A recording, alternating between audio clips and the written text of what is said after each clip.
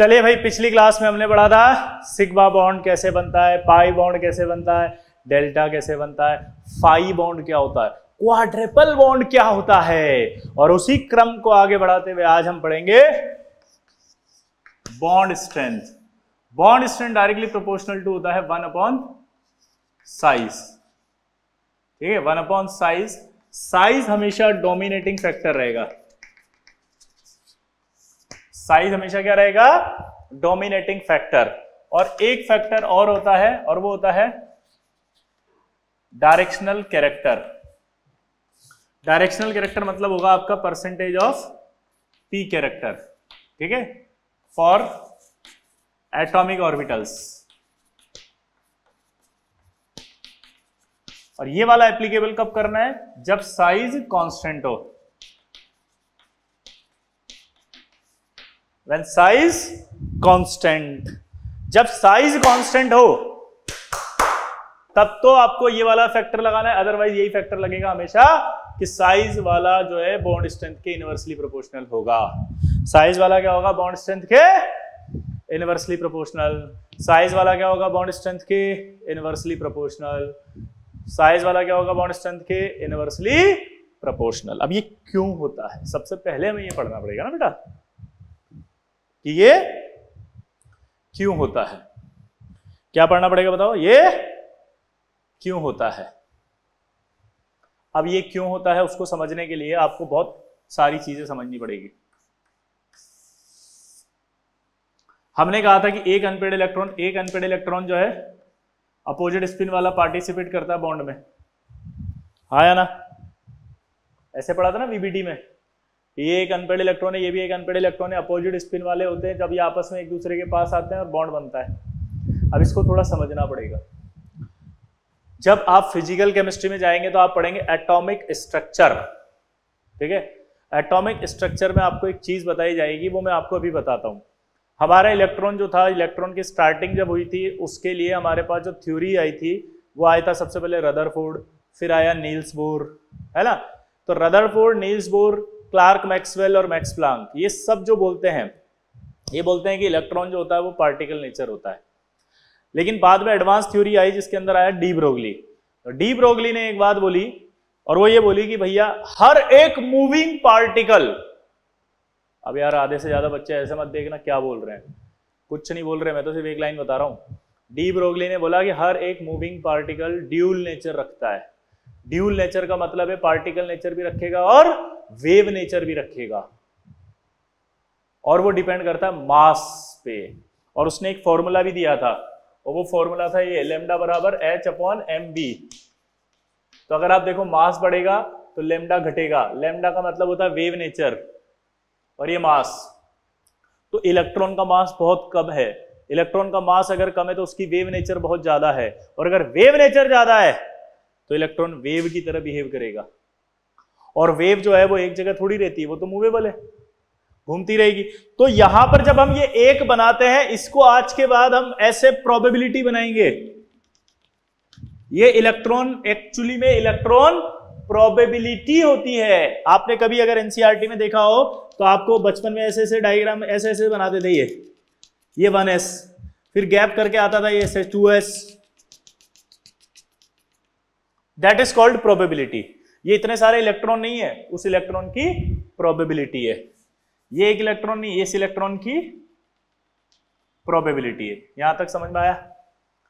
अब मैंने आपको जो भी समझाया वो आपको कुछ भी समझ में आया या नहीं आया उसकी कोई आवश्यकता नहीं है। एक लाइन समझ में आ गई कि इलेक्ट्रॉन पार्टिकल नेचर जो हम पढ़ रहे थे, अब पता चल गया वो पार्टिकल नेचर नहीं होती, वो एक वेव नेचर होती है। और वेव नेचर है तो उसकी प्रोबेबिलिटी होती है। क्या होती है? प्रोबेबिलिटी, यानी कि वो कहां कहां पाया जाएगा। तो अगर ये s ऑर्बिटल है तो इसमें हर जगह पाया जाएगा, इसमें भी हर जगह पाया जाएगा, है ना। और जब ये आपस में एक दूसरे के पास आएंगे तो ये प्रोबेबिलिटी ऐसे आएगी, ये प्रोबेबिलिटी ऐसे आएगी, ये प्रोबेबिलिटी ऐसे आएगी। आया ना? क्लियर? अब ये जो इलेक्ट्रॉन प्रोबेबिलिटी की जो डेंसिटी है, इसको वर्ड बोलते हैं इलेक्ट्रॉन प्रोबेबिलिटी डेंसिटी। वो यहां पर दिख रही है। ये इलेक्ट्रॉन की प्रोबेबिलिटी आपस में एक दूसरे को रिपल करेगी, क्योंकि इलेक्ट्रॉन तो आपस में रिपल करते हैं एक दूसरे को। लेकिन ये न्यूक्लियस इसको अट्रैक्ट कर रहा है, ये न्यूक्लियस इसको अट्रैक्ट कर रहा है, ये न्यूक्लियस इसको अट्रैक्ट कर रहा है, ये न्यूक्लियस इसको अट्रैक्ट कर रहा है। अब आप सोचो अगर ये न्यूक्लियस इसको अट्रैक्ट कर रहा है तो आप सोच सकते हो क्या होगा। अट्रैक्शन भी है और इन इलेक्ट्रॉनों का आपस में रिपल्शन भी है। मीनिंग यह निकल रहा है कि इसका मतलब इन इलेक्ट्रॉन के बीच में, या इलेक्ट्रॉन जो प्रोबेबिलिटी है इसके बीच में जो रिपल्शन है उससे कहीं ज्यादा ये न्यूक्लियस का अट्रैक्शन लग रहा है इस पर, तभी तो ये साथ हैं इलेक्ट्रॉन्स, वरना ये इलेक्ट्रॉन तो रिपल करके हट जाते हैं।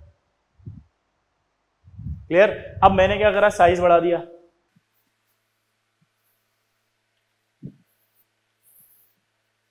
जब मैंने ऑर्बिटल का साइज बढ़ाया तब क्या हुआ जरा देखना। वीबीटी के हिसाब से बॉन्ड बनाने तो अब भी एक ही इलेक्ट्रॉन आएगा, यहां भी एक ही इलेक्ट्रॉन आएगा, इलेक्ट्रॉन तो एक ही आएगा और वो इलेक्ट्रॉन की होगी प्रोबेबिलिटी। लेकिन अब साइज बढ़ गया तो प्रोबेबिलिटी की डेंसिटी कम हो जाएगी, क्योंकि पहले इतने से एरिया को कवर करना था उसको, अब इतने को कवर करना है तो प्रोबेबिलिटी क्या हो जाएगी, कम, डेंसिटी कम हो जाएगी, नहीं हो जाएगी। ऐसे साइज बढ़ने पर एक ही इलेक्ट्रॉन इतनी सी जगह अगर आपके पाया जा रहा है और इतना बड़ा साइज कर दो और एक इलेक्ट्रॉन हो तो फिर वो पूरे को कवर करेगा, तो प्रोबेबिलिटी की जो डेंसिटी है वो कम हो जाती है। साइज बढ़ने पर डेंसिटी कम हो जाएगी, तो ये इलेक्ट्रॉन डेंसिटी यहां पर देखो कम हो गई। अब ये दोनों जब आपस में मिलेंगे तो यहां इलेक्ट्रॉन डेंसिटी कम पाई जा रही है, यहां इलेक्ट्रॉन डेंसिटी क्या पाई जा रही है, देखो कम पाई जा रही है। यहां डेंसिटी क्या पाई जा रही है बताओ, कम। यहां जो डेंसिटी है वो क्या पाई जा रही है, कम। यहां जो डेंसिटी पाई जा रही है वो क्या पाई जा रही है, कम।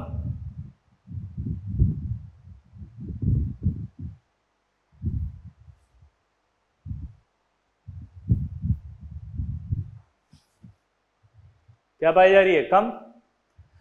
इलेक्ट्रॉन की प्रोबेबिलिटी अगर यहां कम पाई जा रही है, इलेक्ट्रॉन की प्रोबेबिलिटी अगर यहां पर कम पाई जा रही है तो इसका मतलब ये नहीं निकल रहा कि इसका अट्रैक्शन यहां पर कम हो रहा है।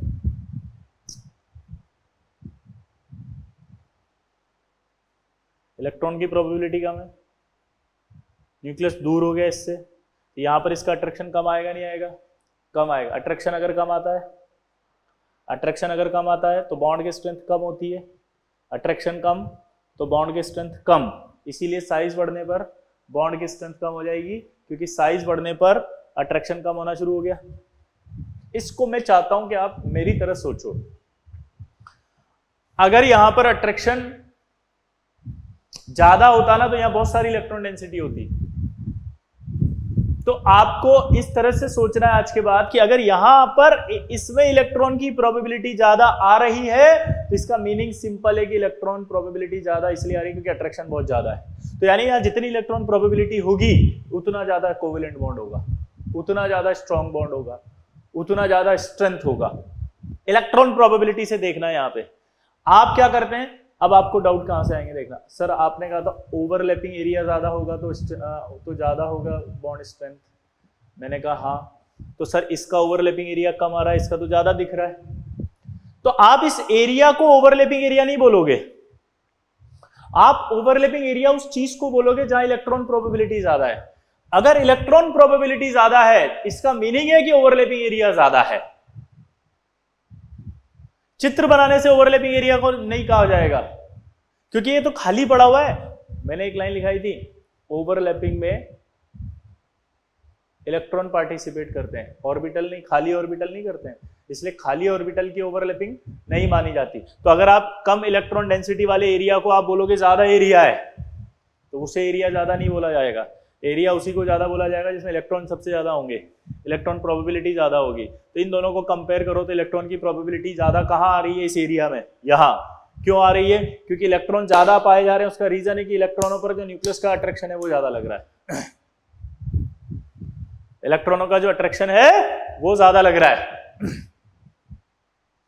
इलेक्ट्रॉनों का जो अट्रैक्शन है वो ज्यादा लग रहा है,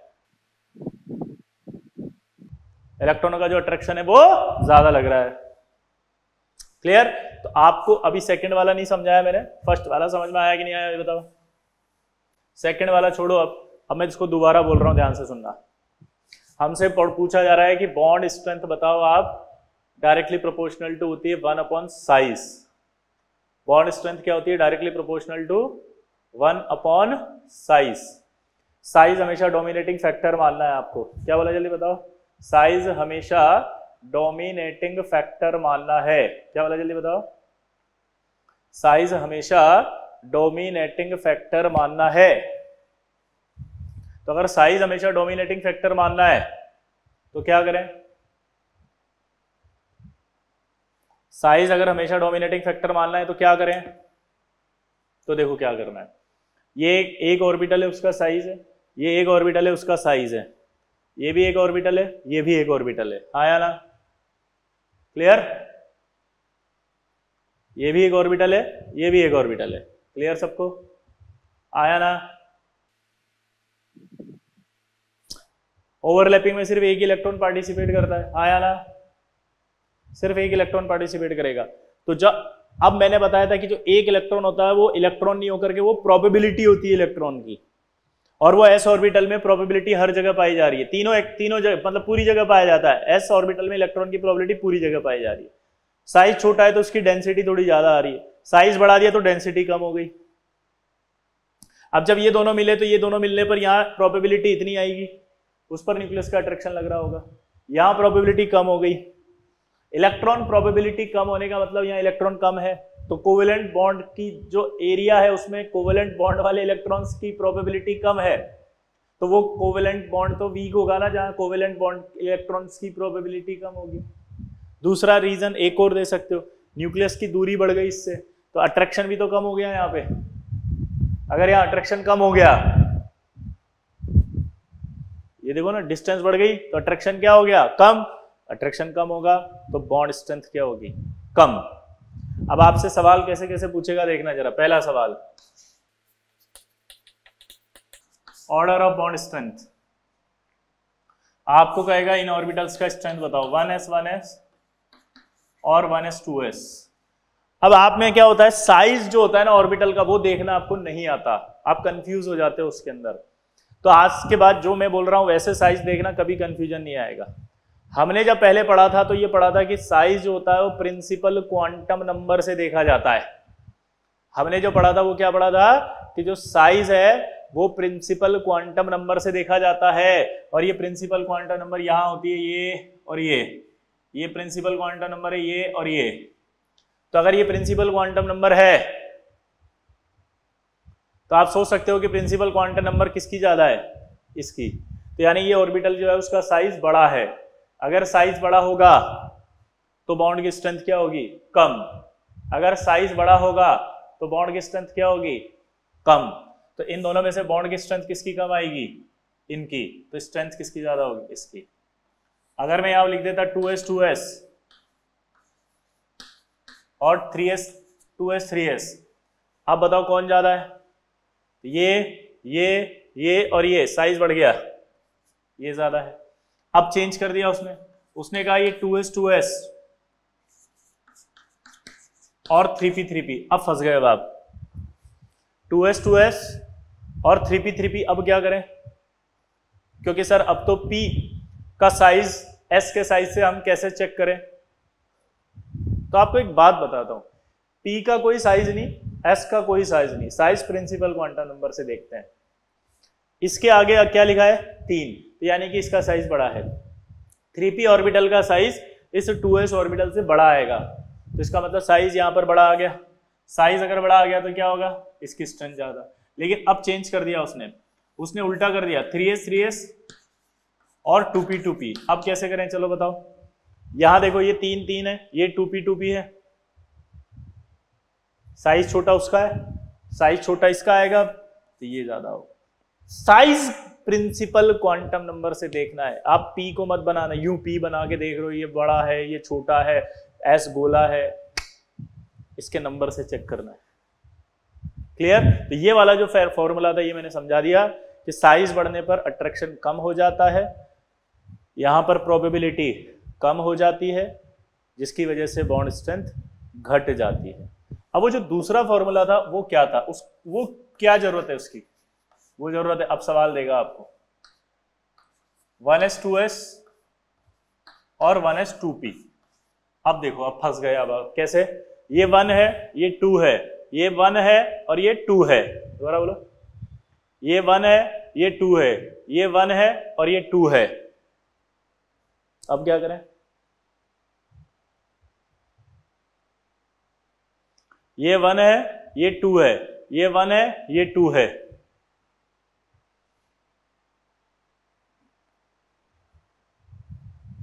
साइज तो सेम है। मैंने क्या कहा था, पी को बड़ा या छोटा नहीं बोलना है, साइज हमेशा प्रिंसिपल क्वांटम नंबर से देखनी है। ये 1, ये 2, 1 2 साइज सेम। अब अगर इनका साइज सेम है तो अब क्या करें, तब मैंने क्या कहा था, दूसरा फॉर्मूला आएगा। साइज अगर सेम है तो मैंने कहा था bond strength directly proportional to होता था डायरेक्शनल कैरेक्टर, और डायरेक्शनल कैरेक्टर मतलब होता था परसेंटेज पी कैरेक्टर। और ये कब लगाना था, when size constant.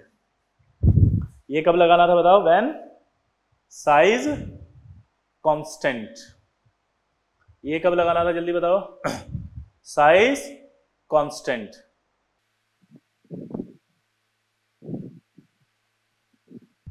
When size constant,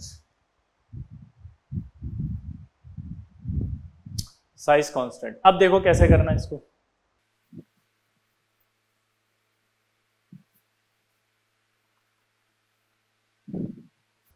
अब इसको ऐसे देखते हैं, जैसे आपने कहा यार ये एस ऑर्बिटल है, तो मैंने एस बनाया पहले।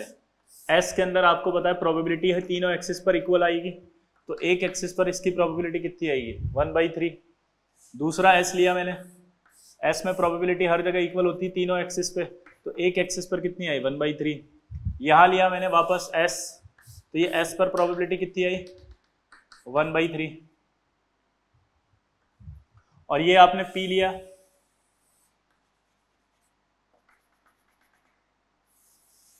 और इस पी में इलेक्ट्रॉन की प्रोबेबिलिटी यहां पे भी होगी, यहां पे भी होगी, तो यहां कितनी आएगी, 1/2।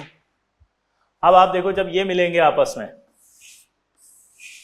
तो प्रोबेबिलिटी यहां कितनी आएगी, 1/3 + 1/3। लेकिन जब ये मिलेंगे आपस में तो ये जो यहां प्रोबेबिलिटी आ रही है, यहां कितनी आएगी, ये 1/3 + ½ 1/3 + 1/3, ये कितनी आई, 1/3 + ½ अब बताओ कि इस एरिया में प्रोबेबिलिटी किस में ज्यादा आई, इसमें ज्यादा ही नहीं आई, इसमें ज्यादा आ रही है, तो अट्रैक्शन ज्यादा इसमें आ रहा होगा। इसका मतलब क्योंकि इलेक्ट्रॉन प्रोबेबिलिटी तभी ज्यादा आ सकती है जब अट्रैक्शन ज्यादा हो, क्योंकि इलेक्ट्रॉन अगर एक साथ एक जगह है तो इसका मतलब अट्रैक्शन ज्यादा है तभी है, वरना इलेक्ट्रॉन तो रिपल करके भाग जाते। उन सबको रोकने के लिए अट्रैक्शन ज्यादा हुआ होगा, तभी आई होगी ज्यादा प्रोबेबिलिटी, तो प्रोबेबिलिटी ज्यादा आ गई। That is called directional character या पी कैरेक्टर। मतलब अगर साइज बराबर है, और यहां मैंने लिखा था फॉर एटॉमिक ऑर्बिटल, तो आपके लिए डायरेक्ट की पॉइंट बना दिया मैंने कि अगर साइज कांस्टेंट हो तो पी वाले का ज्यादा होगा सीधा। साइज अगर कांस्टेंट हो तो पी वाले के डायरेक्टली प्रोपोर्शनल आएगा। क्यों, क्योंकि पी वाला जो होगा वो ज्यादा इलेक्ट्रॉन की प्रोबेबिलिटी देगा, क्योंकि पी वाला जो है वो डायरेक्टली, जल्दी बोलो, पी वाला जो है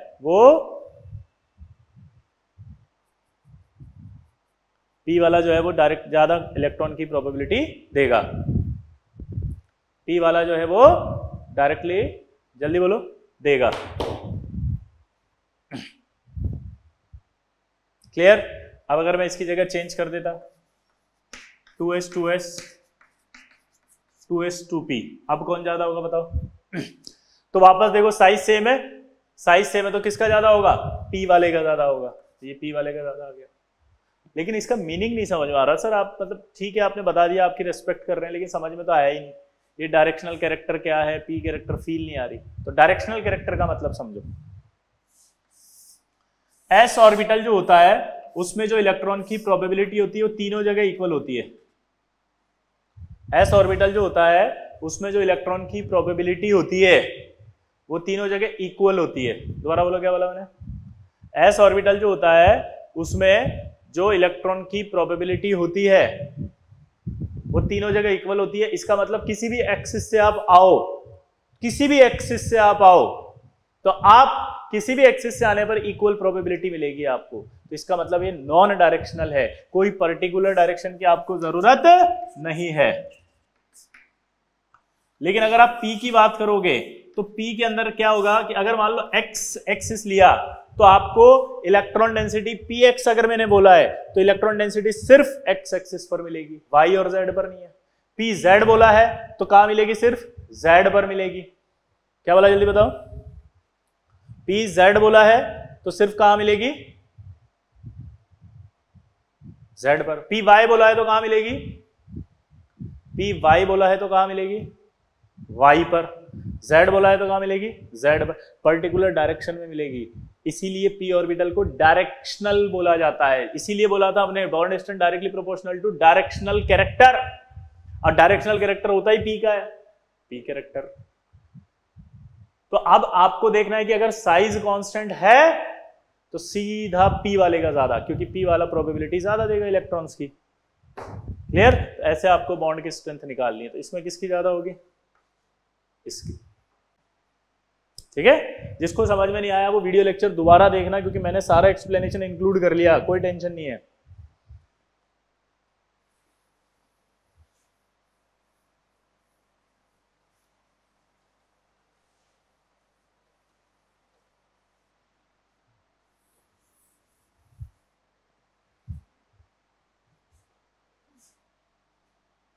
अब एक सवाल आपको दे रहा है और वो है ऑर्डर ऑफ बॉन्ड स्ट्रेंथ।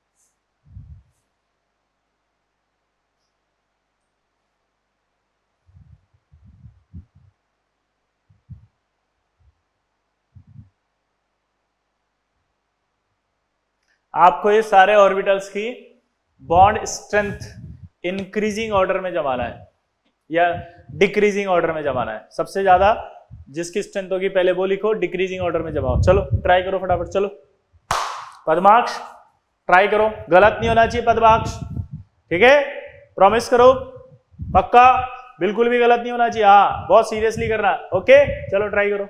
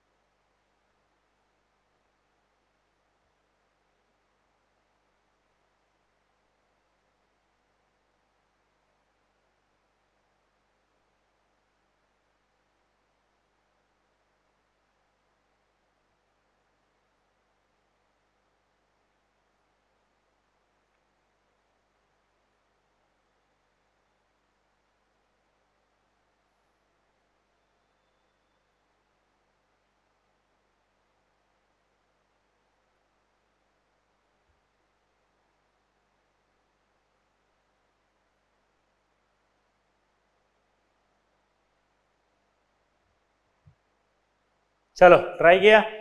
अब देखते हैं, जरा देखना ध्यान से। सबसे पहले यहां से देखते हैं, इसका साइज छोटा है तो सबसे ज्यादा तो यही आएगा। अब आप ध्यान दें, अगर इन दोनों को देखो, आप इन दोनों का साइज सेम आ रहा है, 1 2 1 2, साइज सेम है। जब साइज सेम होता है तो किससे देखते हैं? Directional character. डायरेक्शनल कैरेक्टर का मतलब क्या होता है? P character. तो ये आएगा 1s2p और ये आएगा 1s2s। क्लियर? अब इधर आओ, अगर आप इनको देखो तो ये आपका आएगा 2s2s 2s2p और 2p2p। अब कौन होगा ज्यादा? 2p2p सबसे ज्यादा, क्योंकि साइज अगर सेम होगा तो p कैरेक्टर से देखेंगे, 2s2p और 2s2s। उसके बाद अगर आप देखो इनको तो क्या आएगा? 2s3p और 2s3s। ये आ गया, देखा? 2s3p और 2s3s। अब इनकी बात करो तो वापस से देखो आप इनको, इनमें साइज सेम है कि नहीं है? साइज अगर सेम है तो आप देख सकते हो क्या आएगा? सबसे पहले किसकी आएगी स्ट्रेंथ? 3p3p, फिर 3s3p और फिर 3s3s।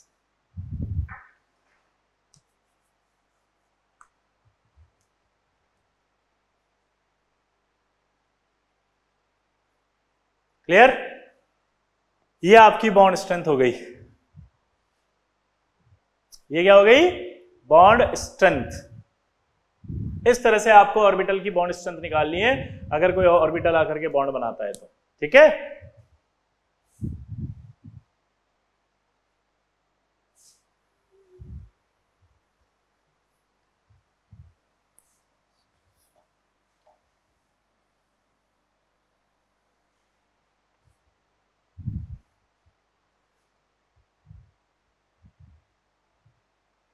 क्लियर? अब आपको कह रहा है पाई ऑर्बिटल्स की, यानी आपसे बोला है बॉन्ड स्ट्रेंथ पाई वालों की बताओ, जैसे 2p पाई 2p पाई 2p पाई 3p पाई और 3p पाई 3p पाई। ठीक है? अब इसको देखते हैं अपन, जैसे 2p पाई लिया तो अपन ने कहा यार ये 2p पाई में ये p ऑर्बिटल होगा, ये p ऑर्बिटल होगा, इतनी डिस्टेंस है। लेकिन जब आप 2p और 3p लेंगे तो डिस्टेंस थोड़ी बढ़ जाएगी। ये आपका वही 2p होगा लेकिन ये आपका 3p होगा, डिस्टेंस बढ़ गई। जब आप ये लोगे तो और डिस्टेंस बढ़ जाएगी, 3p।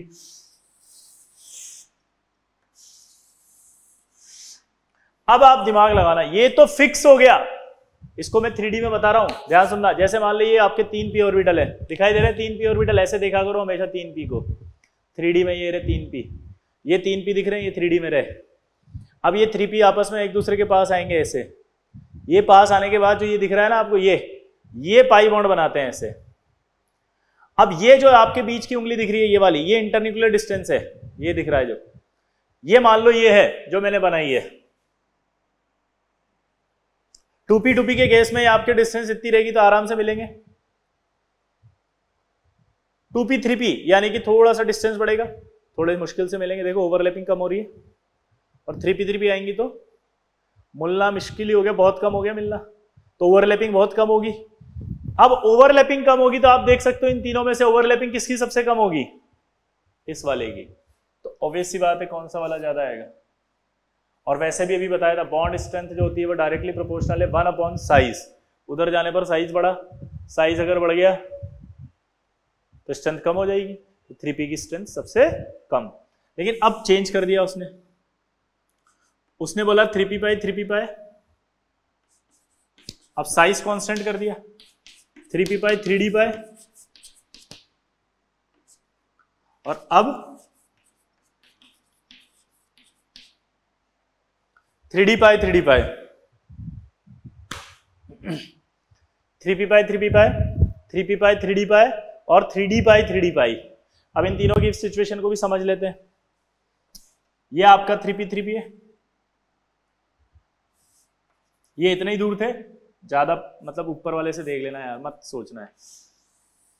ये हमने बनाया था p, दूर तो अभी भी इतने ही होंगे ये p, लेकिन d कैसा होता? मुड़ा हुआ। ये भी d अभी इतना ही दूर है।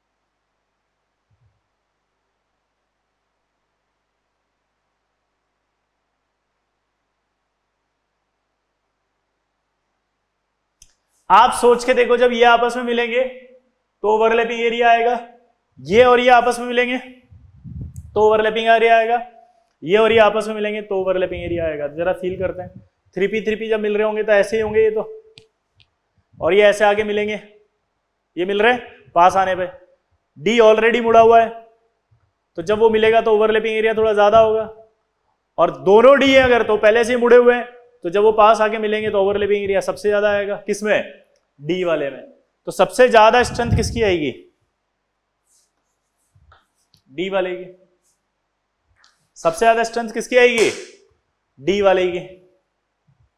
सबसे ज्यादा स्ट्रेंथ किसकी आएगी? डी वाले की। क्यों आएगी? दोबारा देखो, आप जब पी और पी को देख रहे हो तो ये ऐसे है, ये आके मिलेगा इससे, ये ओवरलैपिंग करेगा इससे, ये इससे जब ओवरलैपिंग करेगा तो ऑलरेडी उसके पास है, तो ऑब्वियस सी बात है कि इसके रेस्पेक्ट में या थोड़ी ओवरलैपिंग ज्यादा आएगी, और यहां देखोगे तो और ज्यादा पास है, तो ये तो ज्यादा से ज्यादा ओवरलैपिंग एरिया रहेंगे, तो सबसे ज्यादा ओवरलैपिंग इसके अंदर आएगी स्ट्रेंथ, इसलिए 3D सबसे ज्यादा होती है। लेकिन अब एक डाउट आ गया, बताओ क्या? पद्माक्ष को एक डाउट आ रहा है। अब पद्माक्ष अभी व्हाट्सअप करेगा मेरे को कि सर, मैंने कहा पद्माक्ष आ रहा है कि नहीं आ रहा, जस्ट यस बोलना अगर आ रहा हो तो, ठीक है? क्या सर इसमें भी प्रोबेबिलिटी भी तो 1/4 हो जाएगी, यहां भी पाया जाएगा, वहां भी पाया जाएगा, यहां भी पाया जाएगा, यहां भी पाया जाएगा, तो प्रोबेबिलिटी तो 1/4 हो गई इसमें। और आपने अभी कहा था कि अगर प्रोबेबिलिटी कम हो गई तब तो फिर आपके बॉन्ड नहीं बन सकता, स्ट्रेंथ कम आएगी, और आपने क्या करा, इसमें स्ट्रेंथ ज्यादा दे दी। डाउट सुनना, आप बोलोगे कि इसके अंदर जो इलेक्ट्रॉन की प्रोबेबिलिटी है वो 1/2 थी, 1/2 या तो 1/4 हो गई ना भाई, हे भाई 1/4।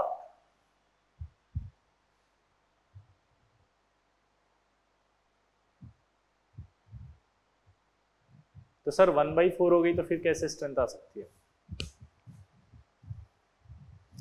ये कौन सी थ्योरी है जो आप हमें पढ़ा रहे हो? क्यों इस ओवरलैपिंग के नाम पे हमें बुड़बक बना रहे हो? यशु समझ में आ रहा है बेटा? यशु अग्रवाल, अभी डाउट आया नहीं आया आपको? आया था ना? पावनी, आपको डाउट आया नहीं आया बेटा? आया था ना? पक्का कि सर आपने अब एक को बढ़ा दिया 1/4 है और आप उसका ज्यादा कैसे बोल रहे हो? हाथ खड़ा करो, किस किस को आया था, मैं देख रहा हूं यहां से। ओह माय गॉड, इतने बच्चों को आया था, वेरी गुड।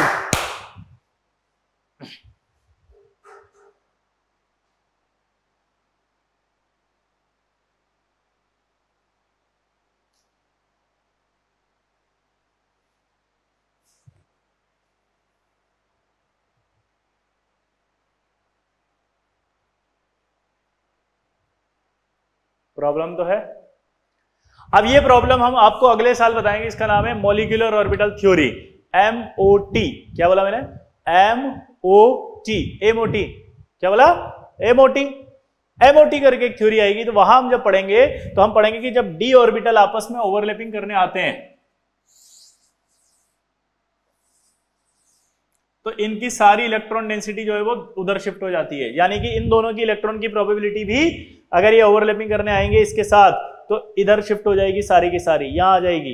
इन दोनों की भी ओवरलैपिंग जब करने आएंगे डी ऑर्बिटल तो सारी इलेक्ट्रॉन डेंसिटी इधर आ जाएगी, यानी कि डी ऑर्बिटल जब ओवरलैपिंग करने आते हैं जो प्रोबेबिलिटी आप सोच रहे थे ये 4 है 1/4 है, वो 1/4 ना रह करके इधर शिफ्ट होकर 1/2 ही आने लगती है जब बॉन्ड बनाने आएगा। तो अब आप सोचो यहां भी 1/2 है, यहां भी 1/2 है, और अब मिलेगा तो ओवरलैपिंग यही ज्यादा करेगा।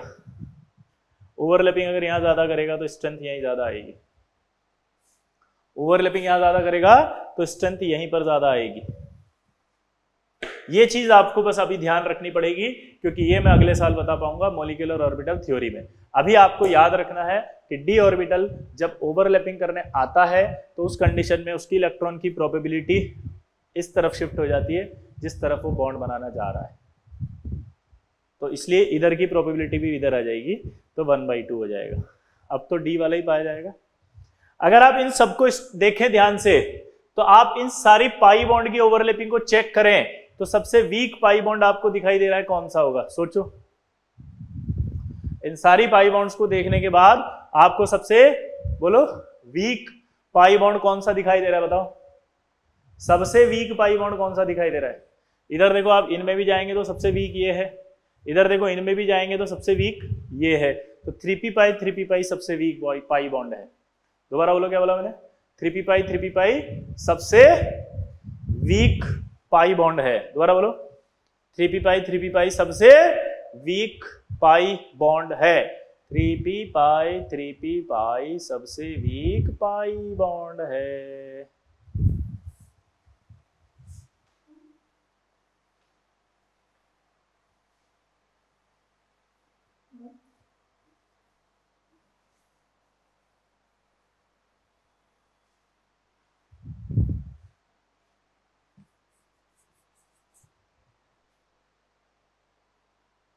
क्लियर? अब एक सवाल आपसे पूछा है कि अकॉर्डिंग टू वीबीटी, ध्यान देना सवाल को, इंपॉर्टेंट सवाल है। अगर हम वीबीटी की बात करें तो वीबीटी ये कहता है कि जितने अनपेयर्ड इलेक्ट्रॉन होंगे उतने बॉन्ड बनेंगे। वीबीटी क्या कहता है बताओ? जितने अनपेयर्ड इलेक्ट्रॉन्स होंगे उतने बॉन्ड बनेंगे। दोबारा बोलना, जितने अनपेयर्ड इलेक्ट्रॉन्स होंगे, जितने अनपेयर्ड इलेक्ट्रॉन होंगे उतने, बोलो, बॉन्ड बनेंगे। एक अनपेयर्ड इलेक्ट्रॉन है तो एक बॉन्ड बनेगा, दो अनपेयर्ड इलेक्ट्रॉन है तो दो बॉन्ड बनेंगे, तीन अनपेयर्ड इलेक्ट्रॉन है तीन बॉन्ड बनेंगे, चार है तो चार बनेंगे। अगर कभी अनपेयर्ड इलेक्ट्रॉन सफिशिएंट नहीं होते तो फिर इलेक्ट्रॉन एक्साइट कर लेता है। अगर अनपेयर्ड इलेक्ट्रॉन सफिशिएंट नहीं होते तो वो एक्साइट कर लेता है। जैसे हाइड्रोजन, हाइड्रोजन में इलेक्ट्रॉन एक है तो हाइड्रोजन एक बॉन्ड बना सकता है। ऑक्सीजन की बात करो, कितने अनपेयर्ड इलेक्ट्रॉन है? ये देखो आप, कितने अनपेयर्ड इलेक्ट्रॉन है? दो, तो ये दो बॉन्ड बनाता है। नाइट्रोजन में कितने अनपेयर्ड इलेक्ट्रॉन है? देखो कितने अनपेयर्ड इलेक्ट्रॉन आ गए? तीन। कार्बन में देखो, अगर आप ध्यान से देखोगे तो दो अनपेयर्ड इलेक्ट्रॉन दिखाई देंगे, लेकिन आपको पता है एक्साइट कर सकते हैं अपन, तो चार बना सकता है। चार अनपेयर्ड है तो ये चार आ गया। तो वीबीटी से बोलते हैं कि जितने अनपेयर्ड इलेक्ट्रॉन होते हैं उतने बॉन्ड बन सकते हैं। वीबीटी क्या बोलती है? जितने अनपेयर्ड इलेक्ट्रॉन होंगे उतने बॉन्ड बनेंगे। जितने अनपेयर्ड इलेक्ट्रॉन्स होंगे उतने बॉन्ड बनेंगे, और अगर सफिशिएंट ना हो तो एक्साइट कर लेंगे। एक अनपेयर्ड था तो एक बॉन्ड बना, दो अनपेयर्ड थे दो बॉन्ड बने, तीन अनपेयर्ड थे तो तीन बॉन्ड बन गए। तो यहां जब एक्साइट करा तो चार अनपेयर्ड बन रहे हैं, चार अनपेयर्ड बन रहे हैं तो चार बॉन्ड बनने चाहिए। लेकिन सवाल है कि C2 4 बॉन्ड वाला डज नॉट एग्जिस्ट। ये C4 bond does not exist, इसको हम ऐसे बोलते हैं C2 solid does not exist. क्या बोलते हैं इसको? C2 solid does not exist. अब सवाल ये नहीं है, सवाल ये है कि explain why. C2 solid does not exist. Explain why. ठीक है? अब देखो कार्बन की सिचुएशन। कार्बन का कॉन्फ़िगरेशन ये था 2s2 2p2। ये अपन एक कार्बन बना लेते हैं पहले। आपको पता है कार्बन में 3x, मतलब कोई भी एटम है उसमें 3 एक्सिस ये रही, और अभी राइट नाउ अपन ने क्या पढ़ा था कि s ऑर्बिटल तो तीनों एक्सिस पर रहेगा। ये गोला है, ये x है तो मैंने यहां बना दिया px, ये मैंने बना दिया py, ये मैंने बना दिया pz। मैं लिख भी देता हूं, ये px, ये py और ये pz और ये s। क्लियर? दूसरा कार्बन लेंगे, ये आएगा,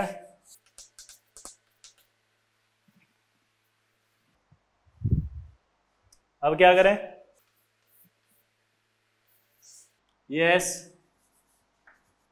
ये px, py और ये pz।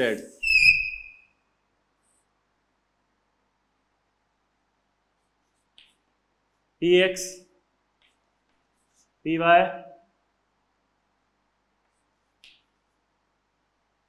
और pz।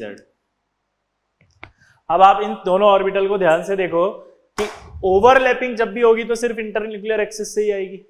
दोबारा बोलो, ओवरलैपिंग जब आएगी तो इंटरन्यूक्लियर एक्सिस से ही आएगी। दोबारा बोलो, ओवरलैपिंग जब आएगी तो इंटरन्यूक्लियर एक्सिस से आएगी। एक्स इंटरन्यूक्लियर एक्सिस से तो जब आप मिलाओगे इसको तो या तो पी और पी आपस में मिलेंगे,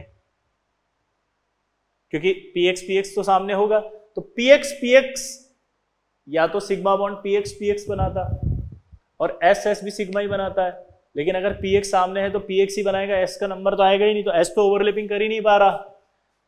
ये अगर बनाएंगे तो एक बॉन्ड, ये बनाएंगे तो एक पाई बॉन्ड पी वाई से और एक पाई बॉन्ड पी जेड से बनेगा। तो अल्टीमेटली कितने बॉन्ड मैक्सिमम बने? एक तो ये वाला और 2 पाई, यानी कि नॉन मेटल्स की बात करते हैं तो उसमें सिर्फ एक सिग्मा और 2 पाई, यानी कि मैक्सिमम 3 बॉन्ड पा सकते हैं। नॉन मेटल के अंदर आपको मैक्सिमम कितने बॉन्ड हो सकते हैं? सिर्फ 3 बॉन्ड, एक सिग्मा हो सकता है उसमें और 2 पाई हो सकते हैं। एक सिग्मा और 2 पाई बॉन्ड। दोबारा बोलो, एक सिग्मा और 2 पाई बॉन्ड। दोबारा बोलो, एक सिग्मा और 2 पाई। नॉन मेटल वर्ड बोला है क्योंकि मेटल के अंदर 4 बॉन्ड पाए जा सकते हैं। एक अलग से बॉन्ड आता है जिसका नाम है डेल्टा बॉन्ड, वो मैंने राइनियम वाला कॉम्प्लेक्स लिखवाया था और वहां लिखवाया था एक सिग्मा 2 पाई और एक डेल्टा। तो इसलिए मैं बार बार बोल रहा हूं क्या कि नॉन मेटल्स के बीच में मैक्सिमम कितने बॉन्ड पाए जा सकते हैं? 3, जिस वजह से एक सिग्मा होता है और 2 पाई बॉन्ड होते हैं। अब एक बात याद रखना, अब हमारे सिलेबस में राइनियम वाले जो कॉम्प्लेक्स है वो अभी नहीं है, इसलिए कभी कभी जनरल अगर स्टेटमेंट आ जाए कि एटम्स के बीच में मैक्सिमम 3 बॉन्ड पाए जाते हैं जिसमें एक सिग्मा होता है 2 पाई होते हैं, तो इस स्टेटमेंट को भी आपको सही टिक करना है। आप वहां पर राइनियम का एग्जांपल लेकर उस स्टेटमेंट को गलत नहीं करेंगे। क्यों? क्योंकि वो जो 4 बॉन्ड है वो बहुत कम कॉम्प्लेक्स में पाए जाते हैं और ये 3 बॉन्ड जो बहुतों में पाए जाते हैं। तो फिर स्टेटमेंट का जो आंसर है वो जाएगा हमेशा मैक्सिमम जो पाए जाते हैं उनसे। क्लियर है? समझ गए? लेकिन अगर स्टेटमेंट क्लियरली दिखा होगा तब तो आपको डिटेल में समझ में आ ही जाएगा कि क्या आंसर देना है। तो इसलिए C4 वाला बॉन्ड नहीं बनता। ठीक है, लेकिन मैंने बोला था C2 सॉलिड एग्जिस्ट नहीं करता, बट C2 वेपर एग्जिस्ट करता है और उसमें 2 बॉन्ड होते हैं बस, अकॉर्डिंग टू MOT। तो वहां पर MOT में पढ़ाऊंगा, तो ये तो अभी बस नोट करके लिखने के लिए है आपके पास, ताकि आप कहीं कुछ पढ़ लें तो आपको कोई डाउट नहीं आए कि सर आपने तो बताया था C2 एग्जिस्ट नहीं करता, पर C2 तो एग्जिस्ट करता है। तो मैंने जो C2 लिखाया है वो सॉलिड वाला नहीं करता एग्जिस्ट जिसमें 4 बॉन्ड हो। MOT ने कहा था C2 वेपर वाला एग्जिस्ट करता है जिसमें 2 बॉन्ड होते हैं कार्बन के बीच में। 2 बॉन्ड वाला तो एग्जिस्ट कर सकता है क्योंकि कार्बन 2 बॉन्ड बना सकता है आराम से। ठीक है, लेकिन ये MOT में आएगा। अभी आपसे क्लियरली सवाल पूछेगा C2 solid does not exist, तो आंसर है यस, C2 सॉलिड नहीं एग्जिस्ट करता। ठीक है, कार्बन अगर सॉलिड फॉर्म में रहता है तो वो 3 फॉर्म में रहता है उसकी। पहली आपको याद हो तो डायमंड, दूसरी आपको याद हो तो ग्रेफाइट, तीसरी याद हो तो फुलरिन। किसमें एग्जिस्ट करता है वो? 3 फॉर्म में, डायमंड, ग्रेफाइट और फुलरिन।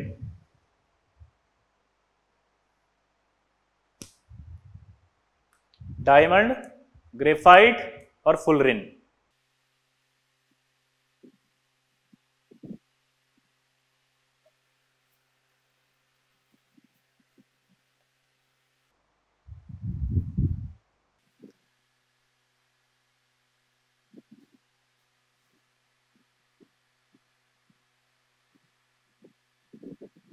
क्लियर?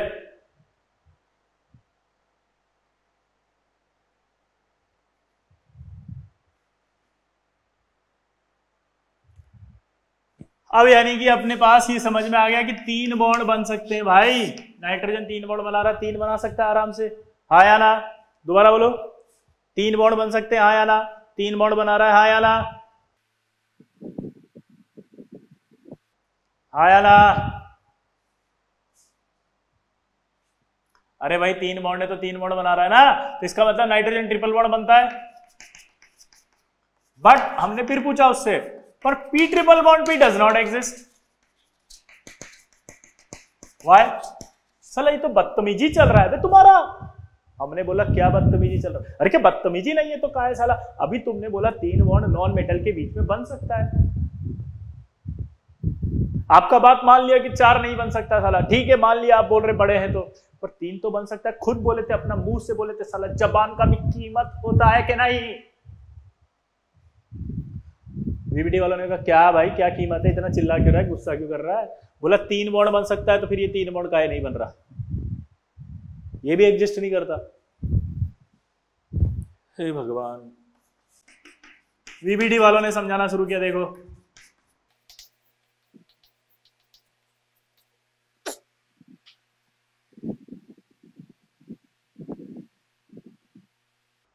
ये आ गया,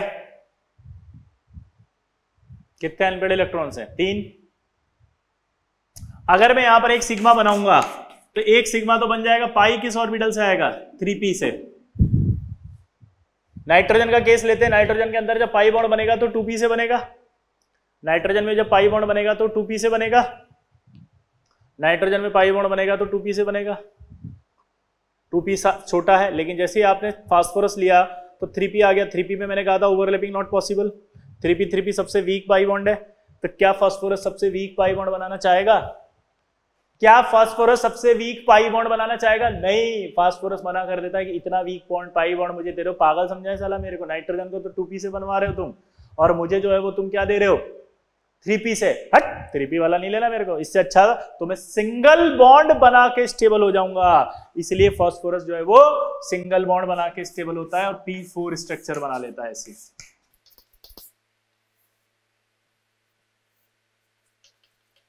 ऐसे स्ट्रक्चर बनाता है ये। तो यानी कि सवाल आपको क्या लिखना है, नोट करके लिखो इसको कि p triple bond p does not exist. उसका रीजन लिखो, due to large inter nuclear distance, due to large inter nuclear distance, due to large inter nuclear distance, due to large internuclear distance, due to large internuclear distance, 3p pi sideways overlapping, 3p pi sideways overlapping, 3p pi sideways overlapping, 3p pi sideways overlapping, not possible. 3p pi sideways overlapping is not possible.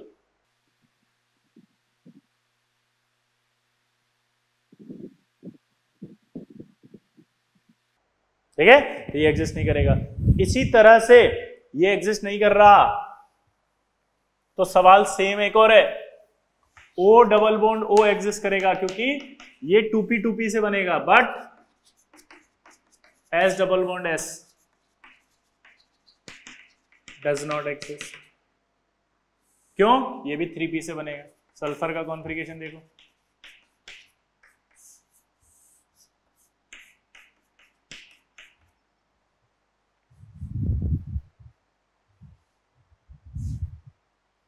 Sulphur का देखो कितने unpaired electrons आ रहे हैं इसमें? 2। कितने unpaired electrons आ रहे हैं? 2।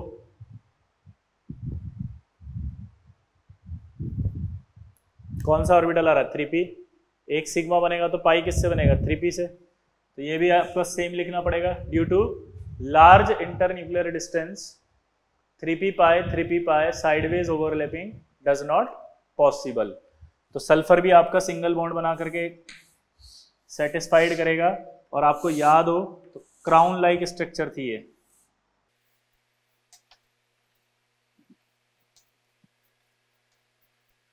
ये क्राउन लाइक स्ट्रक्चर आ गई, single bonded structure, crown like structure, single bonded structure है, क्राउन लाइक स्ट्रक्चर है।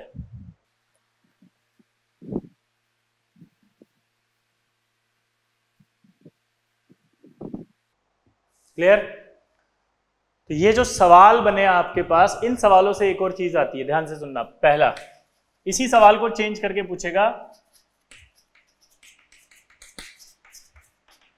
Atomicity of nitrogen and phosphorus. तो आपको नाइट्रोजन की एटॉमिसिटी में देखो आप, नाइट्रोजन N2 की फॉर्म में मिलता है, फॉस्फोरस P4 में मिलता है। ये किस फॉर्म में मिल रहा है? 2। ये किस में मिल रहा था? 4। तो एटॉमिसिटी इसकी कितनी आएगी? 2। इसकी कितनी आएगी? 4। अब सवाल क्या आ रहा है? एटॉमिसिटी क्या होती है? एटॉमिसिटी होती है number of atoms in a molecule. एक मॉलिक्यूल में कितने एटम पाए जाएंगे? दोबारा बोलो, एक मॉलिक्यूल में कितने एटम पाए जाएंगे, वही उसकी क्या कहलाएगी? एटॉमिसिटी। एक मॉलिक्यूल में कितने एटम पाए जाएंगे? इस मॉलिक्यूल में कितने? 2 एटम। यहां पर आपको याद है P2 में एग्जिस्ट नहीं करता, इसलिए सीधा कहां चला गया? वो P4 में। तो ये P4 में पाई जा रही है 4। सेम एज अगर सल्फर की बात करें तो O2 में पाया जाता है और ये S8 में। तो इसकी एटॉमिसिटी कितनी आएगी? 2। सल्फर की कितनी आएगी? 8। अब सवाल को घुमा के भी पूछ सकता है, नाइट्रोजन की एटॉमिसिटी 2 पाई जाती है, फॉस्फोरस की एटॉमिसिटी 4 पाई जाती, क्यों?